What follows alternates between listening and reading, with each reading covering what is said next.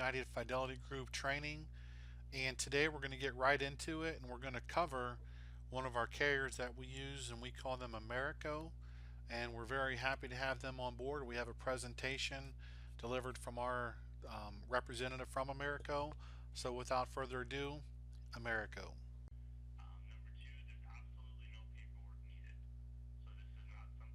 Number two, there's absolutely no paperwork needed. So this is not something where you do the telesale process and at the end you have to fax something into the home office or email something into us. At the end, the voice authorization is the contract. And the third piece to keep in mind, and we think this makes us a little bit unique in the market, is when you do the telesales process or your agents do the process, one of the things that we ask is we ask the agent to drive the call from start to finish. So in other words, what we do, and I'll send this over to you, we have what we call an Eagle Premier worksheet. And what it is just the basic information I'm going to show you here that's in our e-app. So what we found was that one of two ways this can be done, but the most efficient way is if your agent's able to take 3 or 4 minutes and talk to the client before they call into Americo and get their name, their address, how long they've lived there, their phone number, social security number, beneficiary, all the very basic information, because then when they call into Americo, again, if you and I were role playing here and we called in and I was the agent, I would say, I have Scott with me here. Here's my agent number. He lives at this address. He lived there for this amount of years. Here's his social. Here's his date of birth. Here's this. Here's this. And it makes the call go much faster as opposed to the client answering every question. So if the client's able to answer some of the questions and the agent's able to do a little fact gathering up front, it makes the process that much more smooth.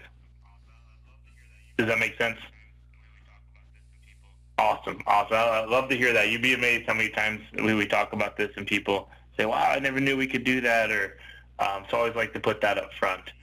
But what I'm going to show you here is our e-application process. And so what you see here, first off, is our demo site. You'll notice in the top left-hand corner it says demo site. The reason that that's important is obviously it's not the production site, but this mimics what our production site looks like. So the nice thing is there's a comfortable ability for agents to become very comfortable with the process, because again, it looks identical to the production site. But how this would work is, again, if you and I were on the phone and we three-wayed in Americo, what I will show you is what Americo would be putting in on their end. So what Americo would do is we would actually select the new tel app, and let's say Missouri with a date of birth, 1956, female, Eagle Premier Series. So again, all of this would be done from an Americo standpoint. What the agent would be doing is just relaying this information to us. But I want you to see kind of how the process works behind the scenes. So you guys will type yeah, please ask any questions you want. There's nothing for the agent to type in? Okay. Well, okay. Absolutely. We can do it all on our end. Now, obviously, there is an email or an e-application process. If a client, I know you mentioned a lot of your agents sell over the phone. If they are face-to-face with the client, there's an e-application process that they can go through to allow tablet signing. So if they're sitting across the table from someone, they can either sign an iPad or sign a laptop. Or if they're doing it over the phone and they don't want to use Americo's call center, what they can do as well is we have an email signature. So in other words, they would get to the point where they would run the prescription check and an email would go out to the client, and the client would sign the authorization saying yes, they agree to it, and then they would sign the application at the end via email. But for the purposes of using our call center, what we would do is what you're going to see here is what our internal call center would be putting in. Absolutely.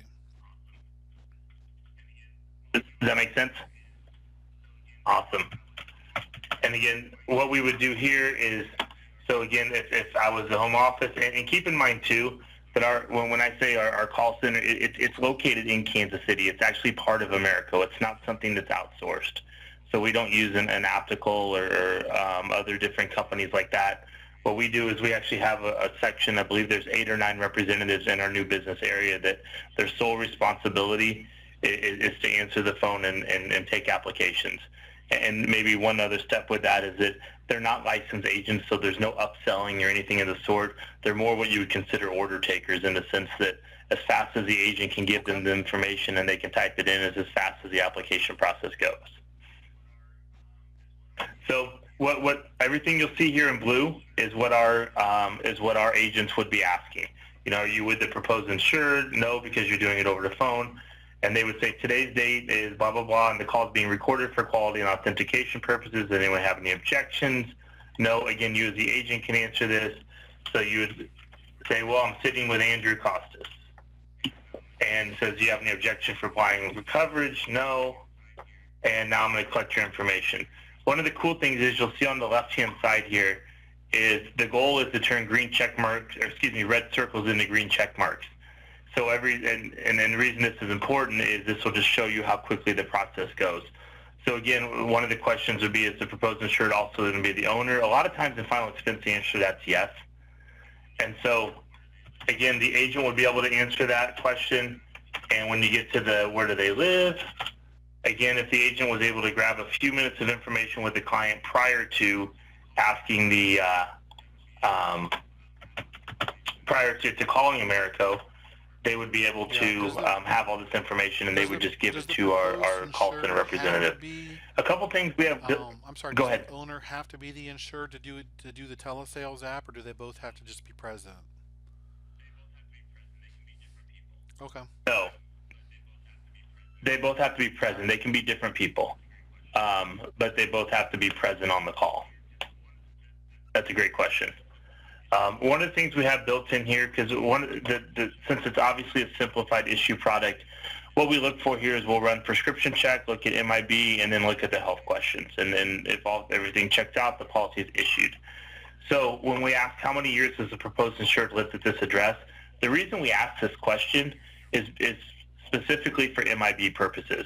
So if they've lived there 5 years or longer, then we move on to the next question. But if they've lived there 4 years, we will ask for a prior address. And this is not an exact science. So if they've been there 4 years and 11 months, 5 years is fine. What we want to do is we just want to make sure we're running MIB on the right person. Because if it's a generic name, let's say it's a Jason Smith and they live in Dallas, there may be a whole bunch of Jason Smiths that live in Dallas, and we want to make very clear that we're running MIB on the right person. So all of this information here, the phone number again, the agent would provide that to us along with the social security number of the client and the state in which they were born. The only reason we ask for this information is to run MIB. We would hit next, and at this point, you would put in the face amount. You'd say, again, this policy ranges from $2,000 up to $30,000. State of Washington's actually $5,000 up to $30,000. One of the things that we have built in is what we call day of week drafting. Especially in the senior market, you find a lot of times that their payments are tied to Social Security. So one of the options that they have is if they would like to do day of week drafting, what they could do is they could draft, let's say, the second Wednesday of every month. And so the policy effective date here would be the 10th, and then so on every second Wednesday of every month we would draft. So it may not be a specific date, sense, but what if they it may be a specific draft, day. Does that make sense? Let's say we've got them on the phone. They're okay with the drafting today, but in the future they want it on the 3rd of the month or whatever. Yeah, that's a great question. So you do no here for day of week drafting, so we would draft as of today, and then if they want to switch it if you'll notice right here it says recurring monthly draft the 8th. If they want to switch it once we draft today, they just call into our office tomorrow, or the agent can call in and say, can you switch the draft date to the 12th going forward? And they can do that over the phone. So the initial draft would be the 8th. Whatever they sign up for here is what we would draft going forward, and anytime they want to switch it, they can just call our office and we can do it over the phone. On May 8th, is there a certain cutoff where the agent should put in the 9th just to make it easier on your end, or not?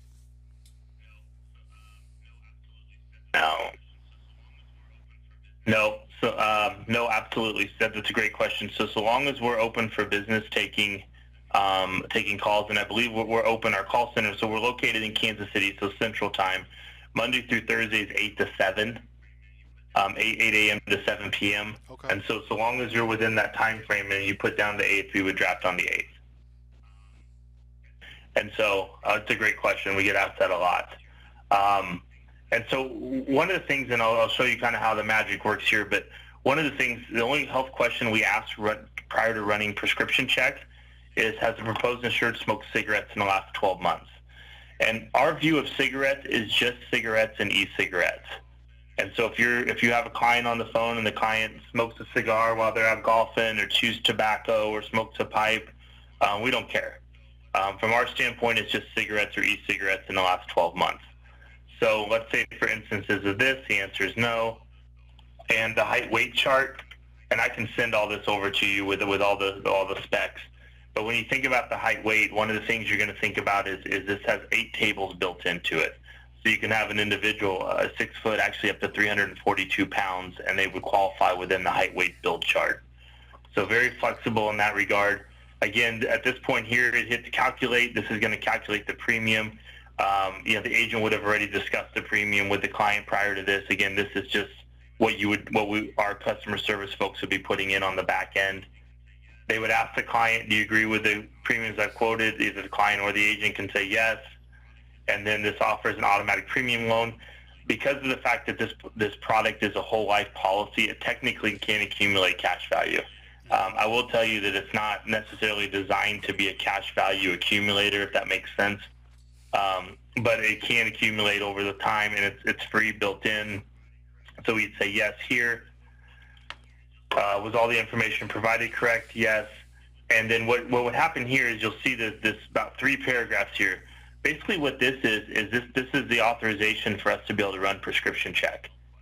So one of the things that you'll find is we're running prescription check here before we've asked a single health question, which is almost unheard of. And if you think about in terms of almost pre-qualifying a client, within the first 3 to 5 minutes, once we've got some basic information from the client, we run prescription check. So Americo actually has this professionally recorded, so they would play this recording, and then they would get to this point and say, if you agree to this authorization, please say yes. And then obviously they would say yes. Now please state your name and today's date, including the month and year. And we would say yes, initiate policy application. So at this point, what's happening right now is prescription drug check is being run. And it literally comes back this quickly. What you'll see here, it says initial underwriting check is complete. Based on the proposed insured's prescription check, the proposed insured may qualify for a level death benefit product up to $30,000. Continue asking the questions to finish the application. So we run it. It typically takes between 15 to 30 seconds from when we initially hit run the prescription check to when we get the results back. So if you'll notice, it also generated a policy number here. So if you think about that, what our customer service folks would say is, well, Ms. Jones, if you have a pen and pad out, go ahead and write down this policy number, because we'll ask you a few health questions along with banking info and Benny info. And, if everything is approved at the very end, this is your policy number. So it's very powerful in the sense where we're able to run prescription check up front and also offer a policy number when prescription check comes back fine. Does that make sense? Awesome. And then this is just basically a fraud statement saying any person knowingly presents a false statement in application. Say yes to this. Let me close this out here. No to this for any existing life insurance. Typically speaking, in the final expense space, the reason they're getting a final expense policy is they don't have other coverage. And then we get to the health questions.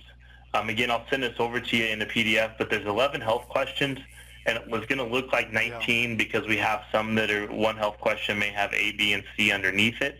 The reason that we did this was one of the things that we found was that especially in final expense, was that if you look at a question and the question looks like a paragraph, half the time when you get halfway through reading the paragraph, the client says, can you read that again? And then you end up reading it over and over and over again. So one of the things we tried to do was break it down to make it more conversational. So what you'll see here is you diagnosed, treated, tested positive, give medical advice for medical profession for Alzheimer's, dementia, memory loss, muscular dystrophy, or ALS. No. And then the second one here, again, this will just keep populating down. And this is technically the same question, but again, instead of putting it in the form where you have to keep reading it and someone's trying to think, well, gosh, what was the question again? How do we phrase this? We broke it down into very conversational pieces. And if you get to the point where any of your agents want to do their own recordings, what you'll find here is that we actually give you the pronunciation of the word. Because again, since the voice is the authorization and is the application, one of the things that we found was obviously every medical term needs to be read absolutely perfect. So our customer service reps would go through, would ask these questions of the client. Again, the client would need to answer these. This is the only piece besides saying yes to the authorization that the client needs to answer. Everything else that the agent can answer. So they would answer no to those questions. We've already answered this question about owner information. Again, to your question earlier, had we selected no at the beginning, at this point we would put in a different owner. If Mrs. Jones' husband wanted to be the owner, this is where you would put that piece in. Then when it comes to the beneficiary, so long as the total is 100%, we don't necessarily care how many beneficiaries there are. All we need to know is if the total is 100% and then the relationship. So in this instance, I'd give it to my son.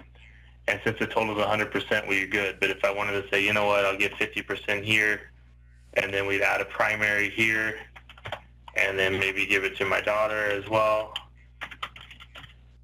and 50% child, and we move on here. So this is the banking information piece here.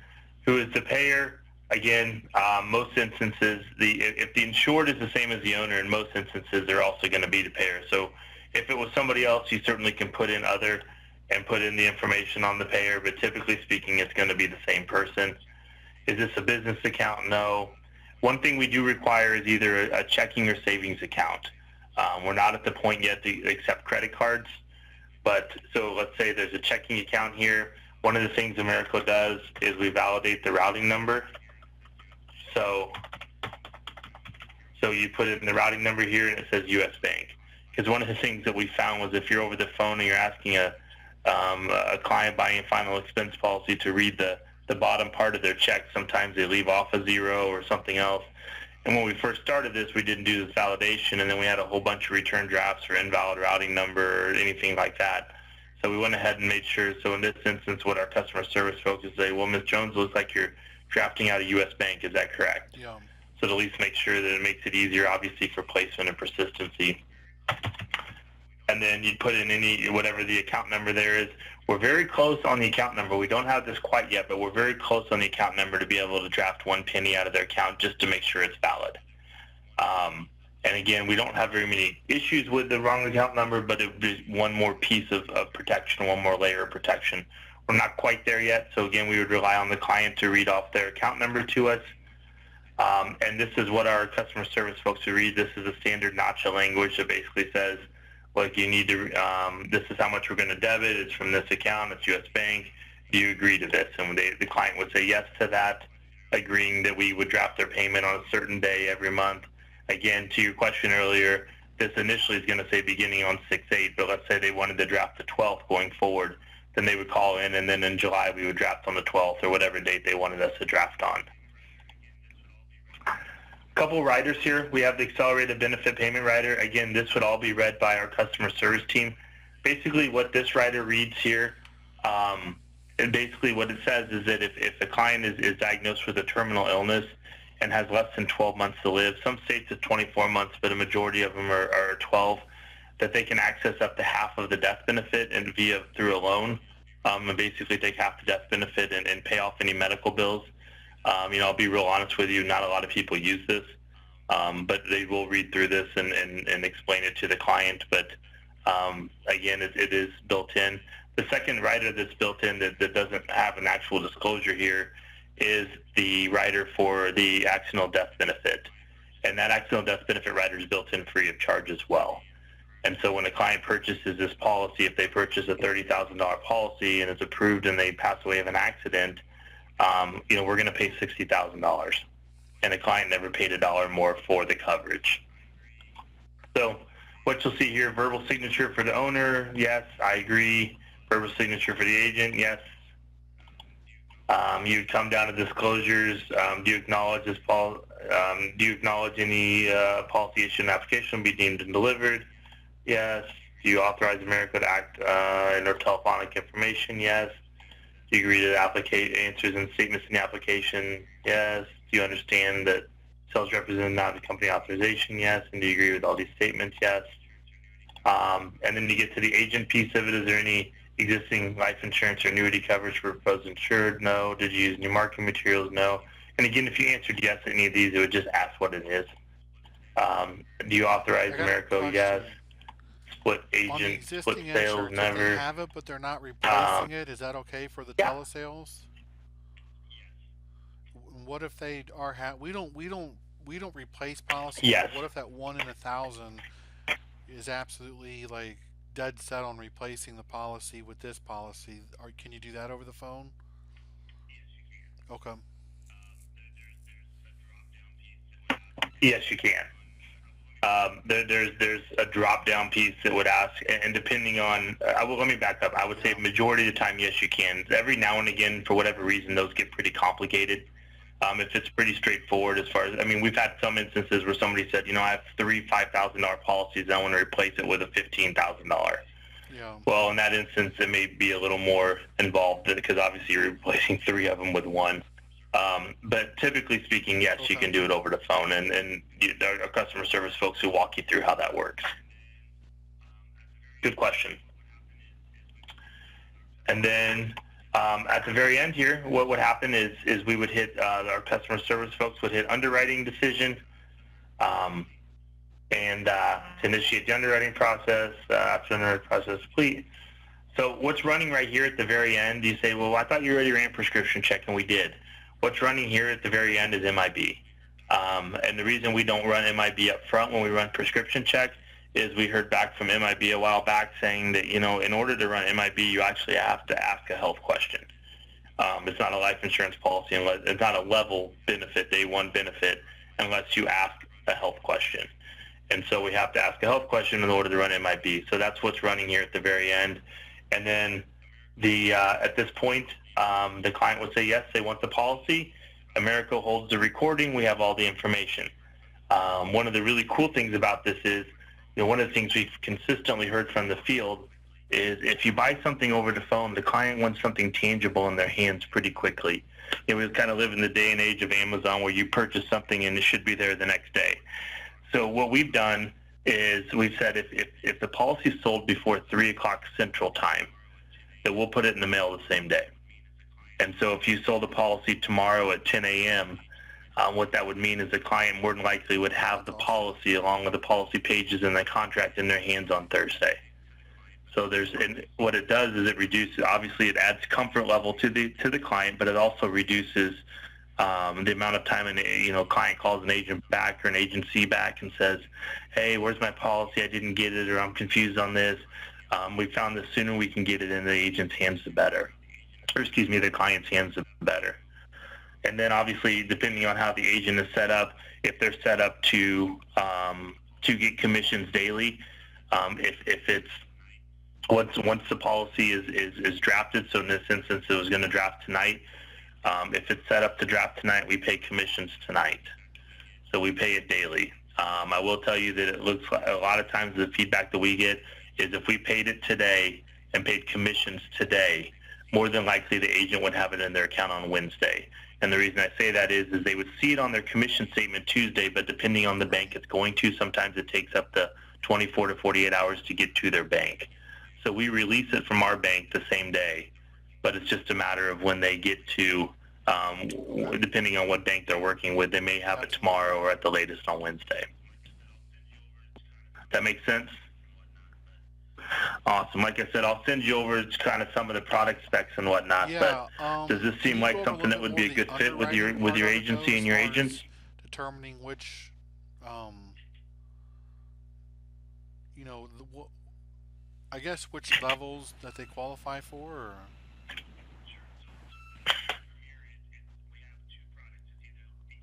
Sure. So with our Eagle Premier, we have 2 products. It's either Eagle Premier Level or Eagle Premier Guaranteed. And so if prescription check comes back and everything is fine, and the health questions are answered no, they would qualify for Level. If prescription check comes back and for whatever reason we can't place the business with Level, then it would go to a Guaranteed. So we don't have a tiered system on Level, if that makes sense.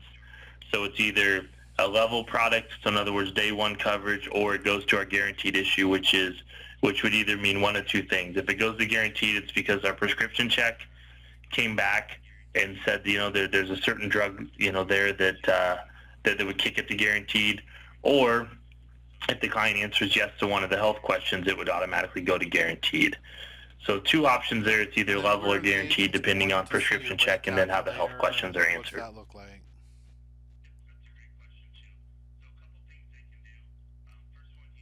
Yep, that's a great question too. So a couple things they can do. First one here is there's number one. Let me back up even further. I have a rate calculator, an actual PDF I can send over to you that has 60-year-old female, 65-year-old male, all that. I have that. I can send it over to you. Or if you would like, another option would be you can like if you put in a 60-year-old, let's say 60-year-old female. This is going to allow you to quote all of our products. The Eagle Premier Series is going to be the one that they're going to want to quote. So you're able to put in a little bit of information. Policy design here, $10,000, Eagle Premier. Mode is monthly, sulfur premium amount, hit calculate, and it's going to come up $38.46. And if you wanted to change it to $11,500, you could do that, and then hit calculate here, and it's going to bring up that premium.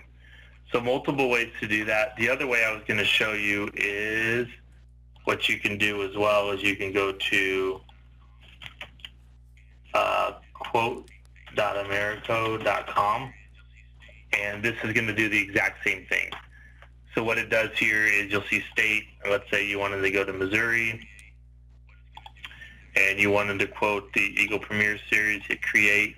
What it's going to do is the exact same thing. It's going to ask for the issue age, again, 60-year-old, let's say female, non-smoker, premium amount 10,000, Eagle Premier level, and it's going to give you the 38.46. So, and I'll summarize, like I said, all this. I know this is a lot of information, but I'll summarize all this in an email to you as well. But you can either go into our Sales Connection tool here and go to New Illustration and quote it, or if you would like, you can go to quote.americo.com and quote it as well. So two different ways to do it. And then the third way is, like I said, I actually have a rate sheet I can send over to you that has all of the rates. Because again, keep in mind, when you look at the rates, what we're looking for is the gender and the age, not necessarily the state. So in other words, whether they live in Missouri or whether they live in Kansas or Texas, it's going to be the same rate for a 60-year-old female. What are the So main things I can that send might that take over to you as somebody well. out from being level to guaranteed?